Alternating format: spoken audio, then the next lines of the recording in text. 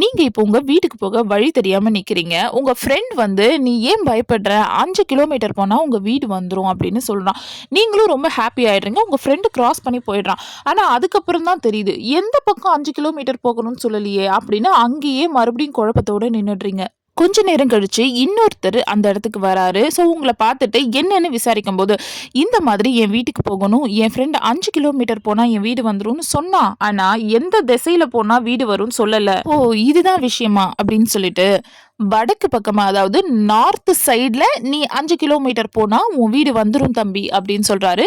So அதுக்கப்புறம் தான் உங்களுக்கு ரிலாக்சேஷனாவே இருக்கு. ஸோ அவரு சொன்ன நார்த் சைடு 5 கிலோமீட்டர் நடந்ததும் உங்க வீடு வந்துருச்சு. ஸோ 5 கிலோமீட்டர் போனா உங்க வீடு வந்துரும் அப்படின்னு சொல்றது ஸ்கேலார். அதாவது டைரக்ஷன் சொல்லாம, எந்த பக்கம் போணும்னு சொல்லாம 5 கிலோமீட்டர் நடந்தா போதும் அப்படின்னு சொன்னா, அதுலால உங்க வீடு வராது. ஸோ இது வேஸ்ட். ஆனா எந்த பக்கம் போனா உங்க வீடு வரும் அப்படின்னு நார்த் சைடு போய் 5 கிலோமீட்டர் போனா வீடு வரும்னு சொல்றது தான் வெக்டார். இதே மாதிரி தாங்க மேத்ஸ் வந்து ரொம்ப ஈஸி. கஷ்டமே கிடையாது. ஒரு விஷயத்தையும் உங்க வாழ்க்கையோட கனெக்ட் பண்ணி பார்த்தீங்கன்னா, இத விட ஈஸியான சப்ஜெக்ட் உலகத்திலேயே கிடையாது. யூஸ்ஃபுல்லா இருந்ததுன்னா ஃபாலோ பண்ணிக்கோங்க.